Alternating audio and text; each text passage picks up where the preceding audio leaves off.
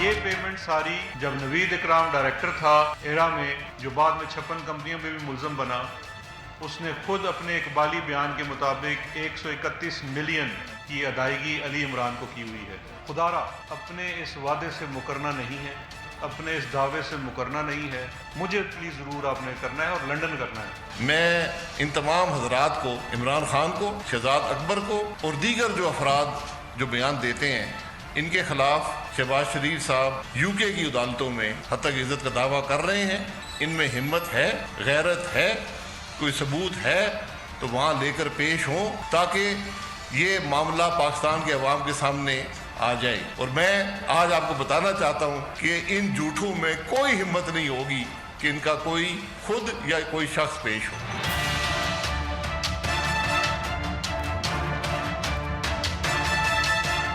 السلام علیکم ناظرین، آپ دیکھ رہے ہیں نیوز وائز اور میں افتخار شرازی۔ آج کے پروگرام میں سب سے پہلے ذکر ہوگا حکومت اور نواز لیگ کے درمیان بڑھتی ہوئی الزامات کی جنگ کا، جس میں اضافے کا باعث بنی ہے برطانوی اخبار ڈیلی میل میں چھپنے والی تازہ ترین خبر، جس میں یہ دعویٰ کیا گیا ہے کہ شہباز شریف کے خاندان نے زلزلہ متاثرین کے لیے جو پنجاب کے لیے برطانوی امداد دی گئی تھی اس میں خرد برد کی ہے اور کوئی 50 کروڑ پاؤنڈ کی منی لانڈرنگ ہوئی ہے۔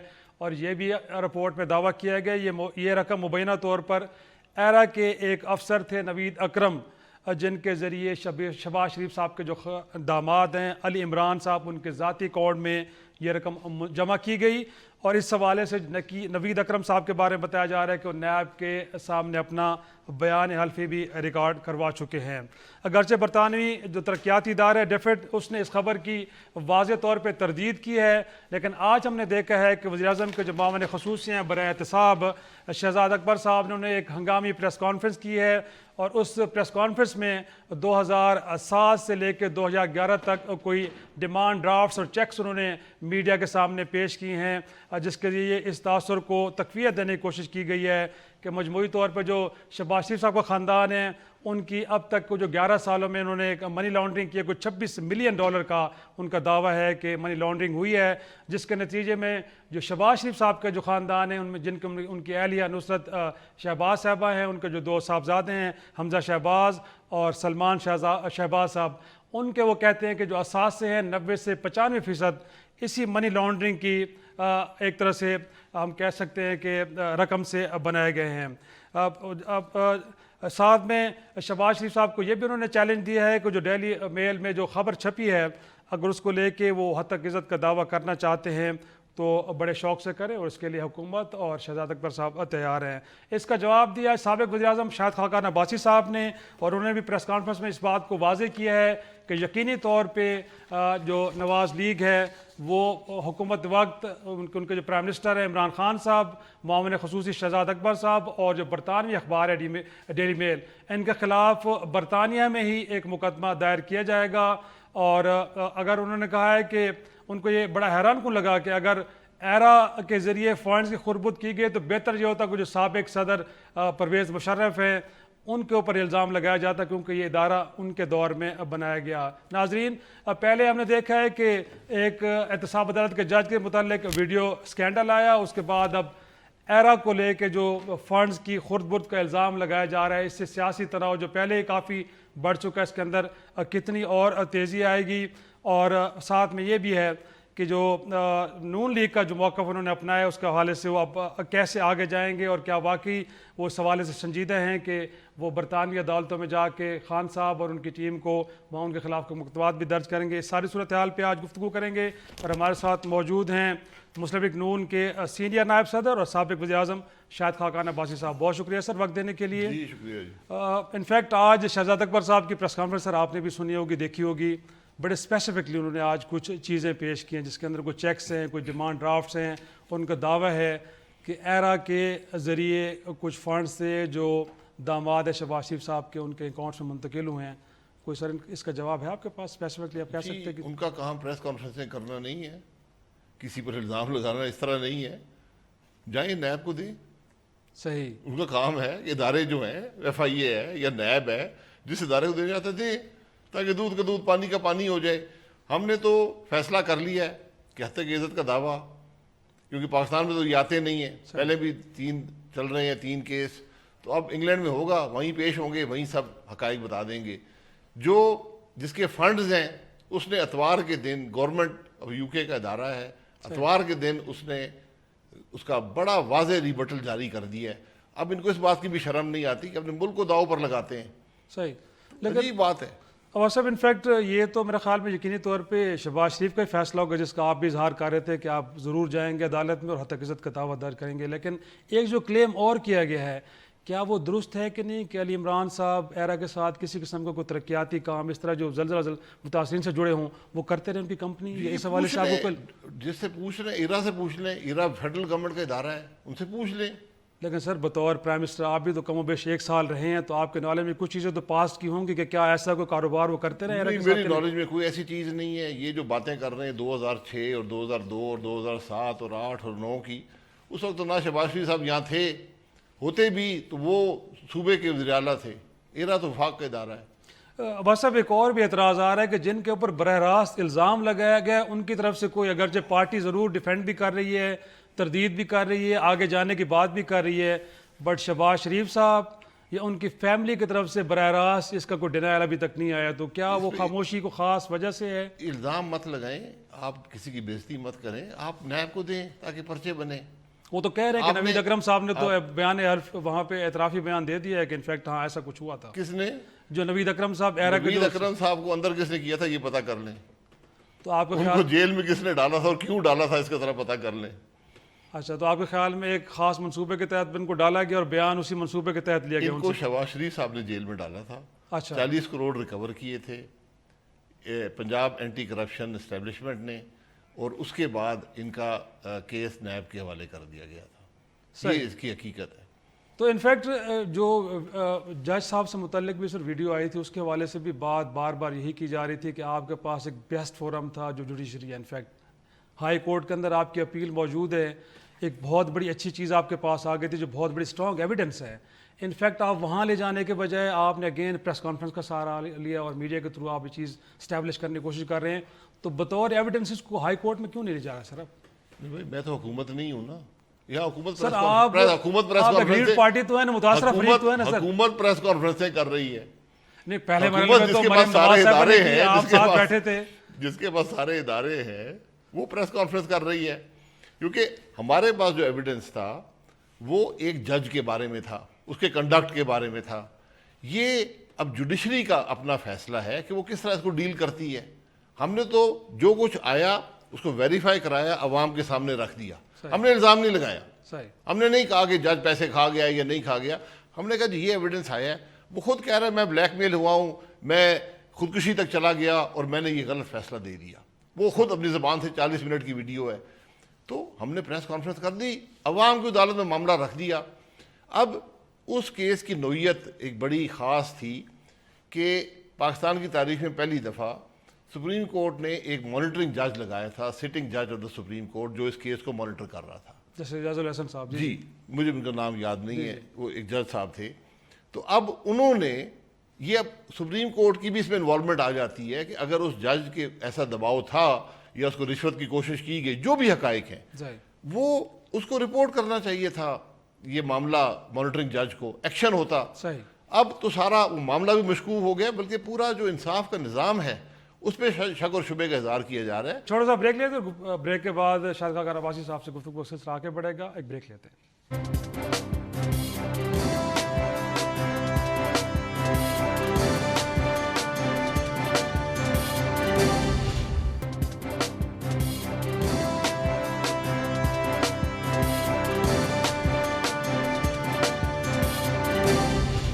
پروگرام میں ایک بار پھر خوش آمدید. عباسی صاحب، انفیکٹ یہ بھی کچھ اعتراض آ رہا ہے کہ اس ویڈیو کو بڑے پلانڈ وے میں مرحلہ وار ایک طرح سے سامنے لایا جا رہا ہے.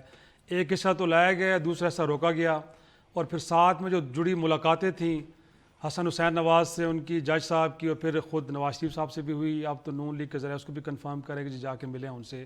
تو اگر پریس کانفرنس کے اندر یہ بھی بتا دیا جائے تو بہتر نہیں تھا؟ اس کو کیوں اس وقت روکا گیا سر؟ دیکھیے، ہم نے پہلے بھی کہا تھا کہ اور بھی بہت سی ویڈیوز موجود ہیں انہی جج صاحب کی. اچھا، 40 منٹ کی ویڈیو بہت ہے. ہم نے تو ایک ڈاؤٹ کریٹ ہو گیا نا. صحیح. ہم نہیں چاہتے کہ یہاں کسی کی بےزتی ہو، کسی ادارے کی خرابی ہو، لوگوں کا انصاف کے نظام سے ہی اعتماد اٹھ جائے، تو یہ مناسب نہیں ہے۔ تو ہم نے اس معاملے کو، اور یہ سارا جو سو کالڈ احتساب کا معاملہ ہے، جس طرح یہ ہو رہا ہے، جس طرح حکومت بلیک میل کر رہی ہے، وہ معاملہ عوام کے سامنے رکھ دیا ہے۔ اب اس کو آگے چلنا چاہیے، اس کو عدالت عالیہ کو نوٹس لینا چاہیے اور اس معاملے کو کسی منطقی انجام تک پہنچانا چاہیے۔ لیکن آپ جس وقت کلیم کر رہے ہیں کہ ججوں کو خریدا جا رہا ہے، تو آپ کے خیال میں اس وقت حکومت وقت ایسا کر رہی ہے، اور کس لیول کے جج ہیں سر؟ احتساب عدالت کے، ہائی کورٹ یا سپریم کورٹ، کہاں پہ سب کچھ ہو رہا ہے؟ دیکھیں، مجھے اس بات کا علم نہیں ہے، ایک 21 گریڈ کا جج جو نیب کی عدالت کا جج ہے، جو ایک وزیراعظم 3 دفعہ وزیراعظم کا فیصلہ کر رہا ہے، دیگر بڑے کیسز سب ان کے پاس ہیں، وزیراعظم کے کیس ان کے پاس ہیں، ایک صدر صاحب کا کے کیس ان کے پاس ہیں۔ اب ہمیں نہیں پتا کہ یہ معاملہ کہاں تک پہنچے گا، اسی لیے ضروری ہے، اور خاص طور پہ اس کیس میں، یہ بڑی اہم بات ہے، اس کیس میں جس میں سپریم کورٹ ڈائریکٹلی ان کی مانیٹرنگ ہو۔ لیکن سر ایک بیان حلفی اس جج صاحب نے بھی ایک طرح سے جمع کروایا، اس کے اندر تو کچھ ادروائز سٹوری کہہ رہے ہیں۔ وہ کہہ رہے ہیں کہ جو نون لیگ کی طرف سے ان کے اوپر دباؤ بھی تھا، لالچ بھی تھا، دھمکیاں بھی دی گئیں، لیکن اس کے باوجود انہوں نے میرٹ پہ فیصلہ دیا۔ تو پھر اس سے آپ کس نظر سے؟ جی، یہ بڑی اہم بات ہے جی، کہ اگر یہ سب باتیں ہیں، یہ تو ان کے خلاف خود چارج شیٹ ہے۔ اگر ان پہ یہ ہوا تھا، پہلی بات تھی کہ ان کی سپرویژن جو ہے اسلام آباد ہائی کورٹ کرتا ہے، اور اس کیس میں اس سے بھی معاملہ اوپر تھا کہ ایک سپریم کورٹ کے جج ان کو رپورٹ کرتا۔ صحیح۔ اب تو بعد میں سب رام کہانیاں بنانی پڑتی ہیں اپنی صفائی پیش کرنے کے لیے، اس میں حقیقت نہیں ہے۔ لیکن اب واجد صاحب، ایک طرف آپ خود فرما رہے ہیں کہ اس وقت بھی عدلیہ کہیں نہ کہیں آپ کو دباؤ میں نظر آ رہی ہے، اور دوسری طرف آپ کہہ رہے ہیں کہ یہ معاملہ عدلیہ کے سامنے ہم نے رکھ دیا ہے، تو آپ کو لگتا ہے کہ عدلیہ انڈیپینڈنٹلی دیکھے گی اور جو فیصلہ ہوگا بڑا میرٹ پہ آئے گا آپ کے خیال میں؟ جب ملک میں انصاف کا نظام نہیں رہے گا، لوگوں کا اعتماد اٹھ جائے گا، وہ سوسائٹی، وہ ملک زیادہ دیر چل نہیں سکتے۔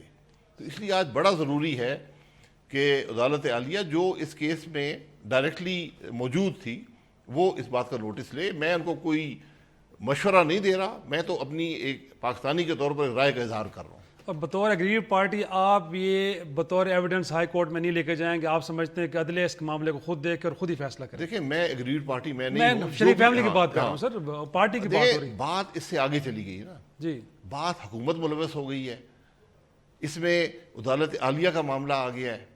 یہ بہت معاملہ ایکسٹینسو ہے، اس کو ایک کیس میں لے جانے کا مقصد نہیں ہے۔ وہ میرے پاس محفوظ ہے، میری اپنی پروٹیکشن کے لیے، وہ میں جو اس سے مرضی کروں۔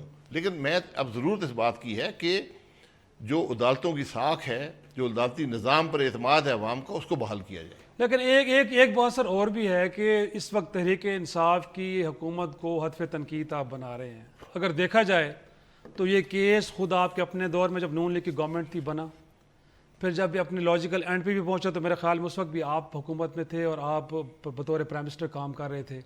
تو اس وقت اگر آپ پی ٹی آئی کو الزام دیں کہ شاید انہوں نے پریشرائز کر کے عدلیہ کو اس طرح کا فیصلہ لیا، تو میرے خیال میں لوگ اس سے سمجھنے سے قاصر ہیں کہ جو لوگ گورنمنٹ میں تھے نہیں، وہ کیسے عدلیہ کو انفلوئنس کر رہے تھے؟ یہ کیس ابھی کا کیس ہے، اس کے فیصلے ابھی آئے تھے۔ نہیں، ہم تو اس سے پہلے جو کیس جو فیصلہ ہوا تھا جس میں نواز شریف سب سے جیل میں ہیں، میرے خیال میں وہ تو اس وقت عمران خان حکومت میں تو نہیں تھے۔ جی، اس کیس کا تو اس سے تعلق نہیں ہے نا، ہم تو یہ تو جس کیس کی بات کر رہے ہیں فیصلہ تو ابھی آیا ہے۔ صحیح۔ تو میں اگر مجھ پہ الزام لگاتے ہیں کہ میں خود جج خرید کے اپنے آپ کو کنوکٹ کرا رہا ہوں، تو وہ بات بھی منطق بنتی نہیں ہے۔ میں اس لیے کہہ رہا ہوں کہ سارا معاملہ مشکوک ہو گیا کہ اگر اس کیس میں ہوا ہے تو کسی سابقہ کیس میں بھی ہو سکتا ہے، کہ جو آج کیس چل رہا ہے ان میں بھی ہو سکتا ہے۔ نہیں، پرائم منسٹر دوسری طرف اگر ان سے بات کریں تو کہتے ہیں اس ملک کے اندر تو مافیا کام کرے، اور مافیا ڈراتا ہے، دھمکاتا ہے، لوگوں کو رشوت دیتا ہے اور اپنی مرضی کے فیصلے کرواتا ہے۔ تو ان کی بات کو پھر وزن دینا چاہیے کہ نہیں دینا چاہیے جو خان صاحب کہہ رہے ہیں؟ جی، وہ درست کہہ رہے ہیں کہ مافیا خود ہیں وہ۔ اچھا، اس جج کو تو دیکھیں نا، لیکن عدالتوں سے کبھی تو مافیا کہا نہیں گیا۔ حکومت ہے یا اپوزیشن ہے؟ صحیح، ٹھیک ہے، اپوزیشن 3 دفعہ وزیر اعظم کے خلاف کیس چل رہا ہے، لیکن اب جج کہہ رہا ہے مجھے دبایا گیا، بلیک میل کیا گیا، میں خودکشی تک چلا گیا، پھر میں نے فیصلہ دے دیا، تو پھر میں تو نہیں کروں گا نا، حکومت ہی کر رہی ہوگی۔ اسی لیے میں اس معاملے کو ٹی وی پر اچھالنے کے بجائے، اس کو میڈیا کی زینت بنانے کے بجائے، آج ضرورت ہے کہ عدالت عالیہ اس کا نوٹس لے اور اس معاملے کو بہتر ہوتا سر ہے خط لکھ دیتے، ساتھ میں ویڈیو کلپس بھی جاتے تھے عدالت کو۔ آپ نے بھی تو میڈیا کے سامنے بیٹھ کے ساری باتوں کو ریویل کیا ہے۔ نہیں، آپ چاہتے ہیں کہ نہ کرتے؟ ہم نے اس لیے کیا ہے کہ یہ چیز پبلک ہونی تھی، صحیح، اس کے بارے میں شک اور شبہ پیدا ہوتا، ہم نے عوام کے سامنے رکھ دیا۔ ہم نے کہا کہ آج جو عدالتی نظام ہے جو نیب کا، جو نیب کے معاملات ہیں، جو حکومت کر رہی ہے، یہ اس کی ایک جھلک دیکھ لیں۔ ہمیں خدشہ یہ ہے کہ آج یہ صرف یہ کیس نہیں ہے، ہر کیس میں ہی ہو رہا ہے۔ صحیح۔ پاناما کیس کے اندر عباس صاحب یہ بھی ہم نے بیانیہ نواز شریف صاحب سے سنا اور ان کے باقی بھی جو فیملی کے لوگ ہیں کہ فیصلے کہیں اور لکھے جا رہے ہیں اور سزا کہیں اور سنائی جا رہی ہے، اور ان کا جو قصور ہے کچھ اور ہے، بٹ ان کو پاناما کے اندر سزا دی جا رہی ہے۔ تو جو بیانیہ وہ ہے وہ اب ختم ہو گیا، اور آپ کے خیال میں کچھ اداروں کی طرف جو اشارہ کر رہے تھے اب وہ ایریلیونٹ ہو گئے، وہ نیوٹرل ہو گئے ہیں، وہ کسی قسم کا کوئی دباؤ نہیں ڈال رہے؟ دیکھیں، وہ جو کیس تھا وہ تاریخ کا حصہ بن چکا ہے۔ جو اس کا فیصلہ تھا اس کو تاریخ قبول نہیں کرتی، نہ عوام قبول کرتے ہیں۔ امپلیمنٹ ہو گیا، بات ختم ہو گئی، اب اس پر ہر آدمی کامنٹ کر سکتا ہے۔ اسی تو پوچھنا چاہ رہے تھے کہ کسی دباؤ کے تحت اب ضرورت اس بات کی ہے کہ یہ دیکھا جائے کہ اس فیصلے سے ملک پر کیا اثر ہوا، اس کے اثرات دیکھنے کی ضرورت ہے۔ جس طرح بھی ریکارڈنگ کا فیصلہ آیا ہے $6 ارب کا، ہم یہاں بھیک مانگ رہے ہیں پوری دنیا سے اور $6 ارب ہمیں مل رہے ہیں، یہاں $6 ارب ہمیں ٹھک گئی ہے۔ صحیح۔ تو یہ سب چیزیں اب تاریخ کا حصہ ہیں، ان کو دیکھنا چاہیے کہ ہوئے کیوں، ان کے اثرات ملک پہ کیا ہیں۔ صحیح۔ بٹ اگین ایک چیز اور تو ہے کہ جو میاں نواز شریف صاحب کی نااہلی ہے تاحیات، وہ تو سپریم کورٹ سے ایک طرح سے ججمنٹ آئی ہے، تو آپ کو لگتا ہے کہ جو مبینہ ویڈیو جو سکینڈل ہے اس کے بعد آپ کو لگتا ہے کہ وہ بھی چیزیں انڈو ہو پائیں گی کہ نہیں، وہ باقی رہیں گی؟ جی بالکل، اب یہ سپریم کورٹ کے اختیار میں ہے اور ان کی ذمہ داری ہے کہ وہ اس سب معاملے کو دیکھے کہ عوام کی ساکھ اور اعتماد جو ہے، جو عدالتوں کی ساکھ ہے، عوام کے اعتماد جو عدالتوں پر ہے وہ بحال ہو، جو بھی طریقہ وہ اپنائیں۔ اب یہ پیورلی ایک نیا لیگل گراؤنڈز ہیں کہ کس طرح وہ کریں گے، کیا کریں گے، کیونکہ جس طرح یہ کیس ہوا اس سے پہلے کوئی روایت نہیں تھی، کوئی نظیر نہیں تھی کہ سپریم کورٹ مانیٹرنگ جج مقرر کرے ایک لوور جوڈیشری کے کیس میں، یہاں پر ہوا۔ تو اب اسی طرح اس معاملے کو دیکھنا پڑے گا کہ کس طرح عوام کا اعتماد بحال کیا جائے۔ اور انفیکٹ 16 تاریخ کو اب سپریم کورٹ کو کہ کل کے روز سپریم کورٹ اس معاملے کو ٹیک اپ کرنے جا رہی، ایک درخواست آئی ہے، تو اگر اس درخواست کے اندر نون لیگ کو یا شریف فیملی کو فریق بنایا جاتا ہے تو آپ نے فیصلہ کر لیا کہ آپ سپریم کورٹ میں جائیں گے اور جہاں ان کو ہیلپ کرنی ہوگی عدالت کو آپ ضرور کریں گے، ایویڈنس پرووائڈ کریں گے؟ جی سپریم کورٹ نے طلب اگر کیا تو جس کو جانا پڑے گا، تو اس میں تو دو رائے ہے نہیں، جس کو بھی طلب کیا اس کو جانا پڑے گا۔ لیکن میرا خیال ہے کہ پٹیشنر کی حیثیت بھی دیکھ لیں کہ پٹیشن کرنے والا کون ہے۔ صحیح۔ اچھا عباس صاحب، انفیکٹ ویڈیو سکینڈل بھی آ گیا، اس کے بعد اب یہ ایک منی لانڈرنگ والی کہانی بھی آ گئی، اس کے بعد اب آپ آگے بڑھ رہے ہیں اور آپ چیئرمین سینٹ کو بھی تبدیل کرنے جا رہے ہیں، اگرچہ کل حاصل بیلنجو صاحب فرما رہے تھے کہ انہیں جہانگیر ترین کے جہاز سے بڑا ڈر لگ رہا ہے، تو آپ کو بھی ایسا کوئی ڈر ہے کہ نہیں بڑے سکسیزفلی آپ سینٹ کے اندر تبدیلی لے کے آئیں گے اور اپنے جو نامزد امیدوار ہے اس کو آپ کامیاب کروا پائیں گے؟ ہمیں جہازوں سے ڈر ہے۔ آپ کا بھی ڈر ہے؟ جی ڈر سمجھے، خوف سمجھے، لیکن اب جو لوگ جہاز کا مطلب سمجھتے ہیں وہ جانتے ہیں۔ تو ان کا تو انفیکٹ پی ٹی آئی تو کہہ رہے کہ 13 لوگ آپ کے اپنے ہیں جن کے میرے خیال میں پارٹی کے حوالے سے آزاد سینیٹر کے طور پہ کام کر رہے ہیں، تو ان کے حوالے سے خدشہ ظاہر کیا جا رہا ہے۔ انشاءاللہ کوئی نہیں بکے گا، فیصلہ آپ کے سامنے آ جائے گا۔ صحیح ہے، بہت شکریہ وقت دینے کے لیے عباس صاحب، تھینک یو۔ اور چھوٹا سا بریک لے گا، بریک کے بعد تاجروں کی طرف سے جو ایک ہڑتال ہوئی ہے اور کہا یہ جا رہا ہے کہ وہ ڈاکومنٹیشن نہیں چاہتے، فکس ٹیکس تو ضرور عائد کیا جائے بٹ ڈاکومنٹیشن کے حق میں نہیں ہے، کتنا جائز مطالبہ ہے، بریک کے بعد ڈسکس کرتے ہیں۔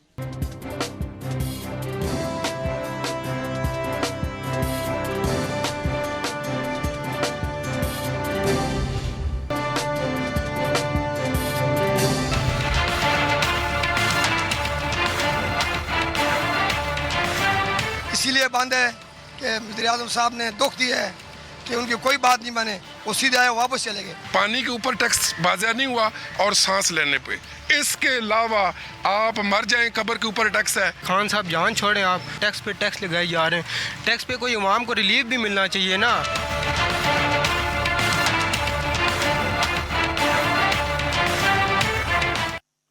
شو میں ایک بار پھر خوش آمدید ناظرین۔ حکومت نے ٹیکس وصولیاں بڑھانے کے لیے کچھ اصلاحات کی ہیں جس کا بہت شدید برا منایا پاکستان کی تاجر برادری نے، اور پچھلے دنوں میں ہم نے دیکھا ہے کہ اسلام آباد اور پنڈ اسلام آباد، لاہور، کراچی اور ملک کے دیگر بڑے شہروں میں کہیں مکمل اور کہیں جزوی ہڑتال ہوئی ہے، اور تاجروں کا مطالبہ یہ ہے کہ ڈاکومنٹیشن نہیں کی جائے، سیلز ٹیکس کے بجائے ان سے فکس ٹیکس لیا جائے، اور ساتھ میں جو کہا جا رہا ہے کہ 50,000 روپے سے زائد کی کاروباری ٹرانزیکشنز کے اوپر جو شناختی کارڈ کی شرط ہے اسے بھی ختم کیا جائے۔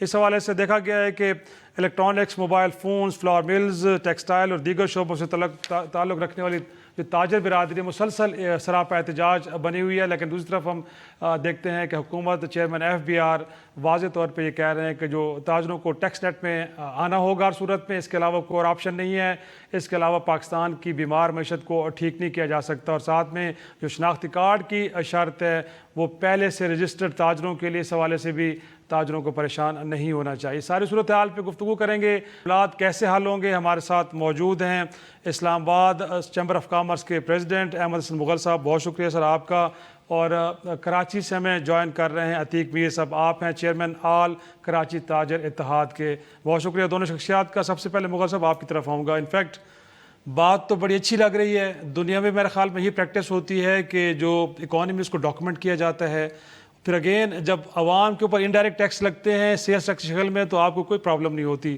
کیونکہ عام غریب آدمی نے دینا ہے، اس سے دے کے آپ نے حکومت کو دینا ہے۔ بٹ اب آپ کو ڈاکومنٹ کرنے کی بات آ رہی ہے تو تاجر سراپا احتجاج، سر کیوں؟ دیکھیں اس میں بہت سارے ایشوز ہیں، صرف یہ کہ اگر آپ نے کچھ باتیں کہیں جس کی وجہ سے یہ احتجاج ہوا، آپ یہ دیکھ رہے ہیں کہ انفلیشن ہماری آؤٹ آف کنٹرول ہے، ڈالر کا آپ کا کوئی ایک فکس کسی جگہ پہ رک نہیں رہا۔ اس کے بعد پھر یہ جب آپ ان میں آتے ہیں کہ ہاں آپ کا ٹیکس فائلنگ کا سسٹم بڑا مشکل ہے، ہر عام بندے کے لیے ٹیکس فائل کرنا بھی آسان نہیں ہے۔ اگر یہ جو کہتے ہیں کہ جی ID کارڈ آ جائے اور سیلز ٹیکس آ جائے، تو مجھے ایک بتائیں کہ چھوٹا ایک تاجر ہے وہ کس طرح جو ہے مہینے میں 12 ریٹرنیں جمع کرا سکتا ہے؟ وہ تو ٹیکس جو فائل بھی کراتے ہیں وہ بھی بڑی مشکل سے کراتے ہیں، اس کے لیے آپ کو بندہ ایک ہائر کرنا پڑے گا یا 2 بندے رکھنے پڑیں گے جو کہ یہ کام کریں گے۔ تو یہ چیزیں جو ہیں دیکھیں کافی ساری چیزیں وجوہات ہیں جس کی وجہ سے پرابلم آ رہی، صرف ڈاکومنٹیشن یہ نہیں ہے۔ دوسری طرف جب جاتے ہیں تو فکس ٹیکسیشن کی ایک بات ہوئی تھی کہ جس طرح کے اسد عمر صاحب بھی اس میں تھے کہ جی ہم فکس ٹیکسیشن لے کر آئیں گے۔ ایک فکس ٹیکسیشن آپ لے آئیں، سسٹم نظام لے آئیں کہ جو چھوٹے کاروباری ہے، جو تاجر ہے، وہ اگر فکس ٹیکس ایک دے اس کو پتہ ہو کہ دیکھیں جی یہ ہمارا ٹیکس ہے پورے سال کا، یہ ہم نے دینا ہی دینا ہے ہر حالت میں۔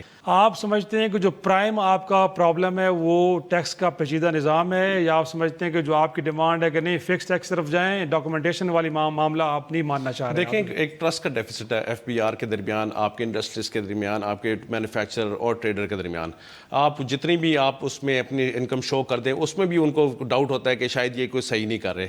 اب سے شوکت عزیز صاحب کے ٹائم پہ تھا کہ انہوں نے کہا کہ جی آپ نے اپنی آسانی بڑی انہوں نے کر دی کہ انہوں نے کہا کہ آپ جو ہے نا اپنی سیلز بتا کے جو آپ نے لکھ کے دے دی اور اس کا آپ نے پرسنٹ ٹیکس پے کرنا ہے، اور اس کی شرط یہ تھی کہ آپ نے ایک دفعہ فائل کر دی۔ لوگ صحیح نہیں بتاتے نا، پرابلم تو یہ ہے نا، دیکھیں نا آپ خود تاجر نے بتایا ایمان سے ایسا ہے۔ دیکھیں جی وہ اس میں لوگ سچ نہیں بولتے نا۔ دیکھیں جی وہ تو ہر طرح کے لوگ ہر شعبے میں ہوتے ہیں، اس میں آپ یہ تو نہیں کہہ سکتے کہ تاجر میں سارے کے سارے ہیں، یا پھر تاجر تو ریڑھ کی ہڈی ہے، کچھ دیں گے تو اکانومی چلے گی نا سر۔ آپ انڈائریکٹ ٹیکسز کے مد میں بھی اتنی ساری چیزیں لے رہے ہیں، پھر آپ کے مسائل بہت سارے ہیں نا اس میں۔ اگر آپ نظام آسان بنائیں گے تبھی کریں گے۔ عتیق میر صاحب میرے خیال میں ہمارے ساتھ آگے ہیں، بہت شکریہ سر میر صاحب۔ انفیکٹ بات یہی ہو رہی تھی کہ تاجر برادری کیوں کترا رہی ہے؟ ڈاکومنٹیشن تو دنیا میں پریکٹس ہی یہی ہے کہ ہر چیزیں ڈاکومنٹ ہیں۔ پاکستان میں جب مشرف دور میں یہ بات ہوئی اس وقت بھی آپ نے احتجاج کیا، آپ نے اس کو ایک طرح سے نہیں مانا، اب بھی کہا جا رہا ہے تو پرابلم آ رہی ہے۔ تو سر یہ ٹیکس چوری کیسے ہوگی کہ پھر اگر ڈاکومنٹیشن نہیں ہوتی تو؟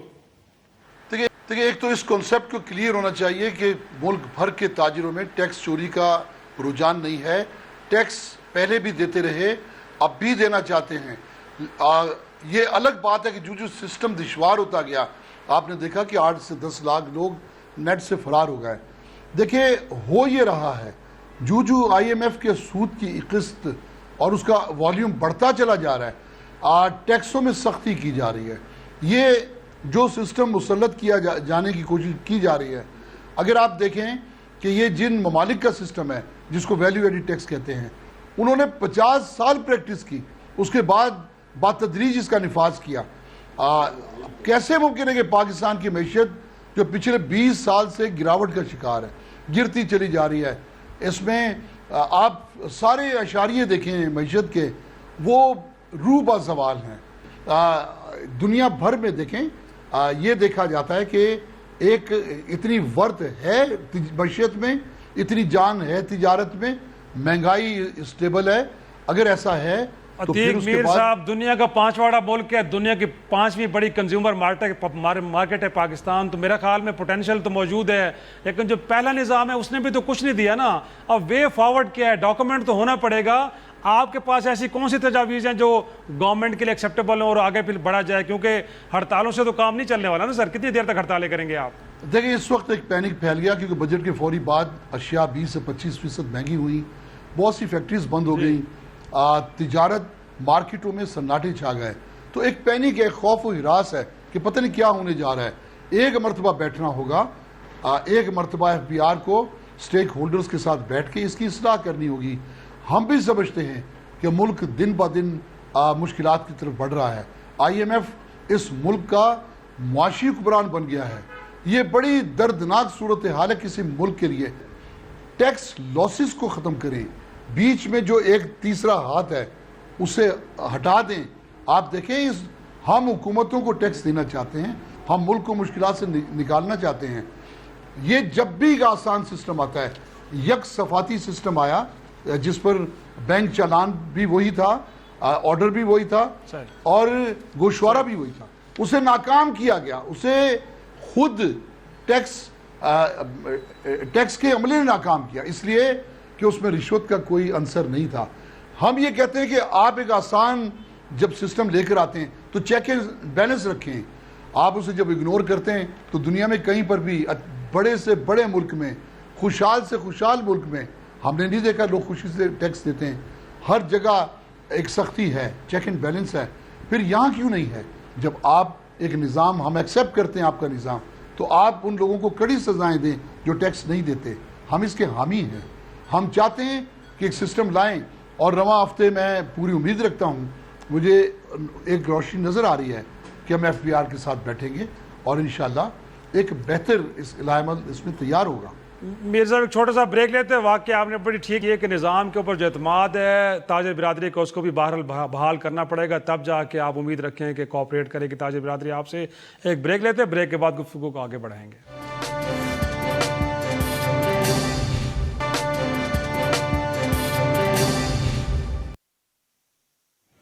प्रोग्राम में एक बार फिर खुश आमदेद। अहमद हसन मुग़ल साहब, इनफैक्ट ये मुल्क आपका भी है सर, तो ऐसा ना करें कि हड़तालें कर कर के तो इसकी मैशत जो पहले बड़ी ख़राब है और ज़्यादा ख़राब कर दें। एक तो ये है कि साल भर आप लोग भी बैठे रहते हैं, जब बजट आते हैं उसके अंदर कोई रिफॉर्म्स आते हैं तो आपकी भी एक रिएक्टिव किस्म की पॉलिसी है, तो अच्छी को तजावीज़ है तो गवर्नमेंट के पास लेके जाएँ। और दूसरा ये कि वे फॉरवर्ड अब आपको क्या लगता है क्या करना चाहिए? ये आपने तो कह दिया कि जी हम रिएक्टिव हमारी पॉलिसी होती है। हर चेंबर जो है, हम तो बैठे इधर इस कैपिटल के अंदर हैं जहाँ पे सारी मिनिस्ट्रीज़ हैं हमारे। जिस तरह जो इश्यूज़ आते हैं हम साथ उनको हर दफ़ा बजट से पहले प्रपोजल्स देते हैं। लेकिन अफसोस की ये बात है कि आज तक जो है किसी चेंबर को सुना नहीं गया और उसके बाद वो फैसले ले लिए जाते हैं। अच्छे प्रपोजल नहीं होती होंगे ना सर? अच्छे प्रपोजल तो देखें, हमने तो चाहते हैं कि बिजनेस जो है ग्रो करे। जब तक मईशत का पहिया नहीं चलेगा तब तक टैक्सेस किस तरह जमा होंगे? आपने इकॉनमी, बिल्कुल IMF के जो हमेशा यही होता है कि IMF जब भी आती है वो इकॉनमी को वो जो है स्टडी करती है और साथ साथ जो है ना ग्रोथ पे उनका कभी फोकस नहीं होता। तो उसके असरात आप खुद ही देख रहे हैं कि जब आप टैक्सेस बढ़ा देंगे हर चीज़ के ऊपर तो उसके बाद यही होगा कि जब लोगों की सेविंग्स ही नहीं होंगी तो वो किस तरह आप चलाएंगे अपनी इकॉनमी को। तो ये चीज़ें जो हैं ये प्रोग्राम में आने से पहले ये जो शराइत थी काफ़ी सख्त थी। और देखें हमारे मुल्क की भी सिचुएशन, इकोनॉमिक सिचुएशन ऐसी है कि हम जो है अपनी जो इंस्टॉलमेंट देने के लिए भी हमारे पास पैसे इकट्ठे नहीं हो रहे और हमारी, लेकिन ये मैं समझता हूँ कि हमारी नाकिस पॉलिसियाँ पिछली इमरान खान साहब कहते ब्लू एरिया में हम प्लॉट सेल करने जाएं तो 7-8 अरब लोग ले लेते हैं, उसके लिए पैसे लोगों के पास हैं, बट टैक्स नेक्ट में लोग आने के लिए देखें वो तो कुछ चंद लोग हैं जो कि इतना बड़ा प्लाजा मुल्क है सर, बिजनेस कम्युनिटी, लेकिन वो चंद लोग ही है ना सर, उसमें तो चंद लोग हैं, उसमें तो बाकी सारे तो नहीं। आप जो बाकी कौम को भी देखें ना, उसमें आपकी ऑलमोस्ट जो है 40% तो आपकी तो बिलो पॉवर्टी लाइन है। तो इस सारे के साथ हर बंदे को अफेक्ट कर रहा है। ये सिर्फ ये नहीं कि सिर्फ हम कहते हैं ताजिर बरादरी को अफेक्ट कर रहा है, ये प्राइसेस जो आप इतनी टैक्सेस लगाएंगे ये तो ट्रांसफर तो कंज्यूमर के ऊपर ही होगी। तो ये तो नहीं कि हमने सारा का सारा बोझ हमारे ऊपर ही, तो आपके कंज्यूमर के ऊपर पास आने उसी तरफ अब तक तो आवाम की तरफ ही पास आना होता है। अतीक मीर साहब, इनफैक्ट अब वे फॉरवर्ड बताइए, क्योंकि हड़तालें कितनी देर तक करेंगे? जैसे मैंने पहले कहा वो तो नहीं हो सकती ना, बट अगर एक तो ये बताएगा कि क्या ताजिर बिरादरी डॉक्यूमेंट होना चाहती है, ग्रेजुअली होना चाहती है, फिर आपके पास क्या प्लान है? गवर्नमेंट को तो अपनी एंड पे आ गया, बट आपके पास इस मसले का क्या हाल है? और अब तक कोई राब्ता भी हो हड़ताल के बाद कि हुकूमत को संजीदा है, इस मामले को आगे लेके हल करना चाह रही हो? जी कुछ रवाबित हुए हैं और इंशाअल्लाह ताला जैसा कि मैंने कहा कि रवां हफ्ते कोई पेशरफ्त होगी। इसमें हमने जो मुल्क भर की बड़ी ताजिर तंजीमें हैं उनसे भी रब्ता करके कहा है कि आप अपने जो स्टेक होल्डर्स हैं जो इसमें मामलात को बेहतर तौर पर समझते हैं वो तैयारी करके FBR से बात करें। और जहाँ तक देखें इसमें मैं हुकूमत से क्या कहूँ, जो माजी से एक सिलसिला चलता आया है, आज देखें कब सिर्फ इस जुमले पे मेरे गौर करें, कलेजा मुंह को आता है कि हम जितना भी टैक्स अदा करते हैं वो आखिरकार सूद की मद में जाता है। वो पैसा कब जमा होगा जो इस मुल्क की खुशहाली पे लगेगा, इसके दर्द के दरमा के लिए लगेगा, इस अवाम की मुश्किलात को दूर करने पे लगेगा। एक लंबा सफ़र है।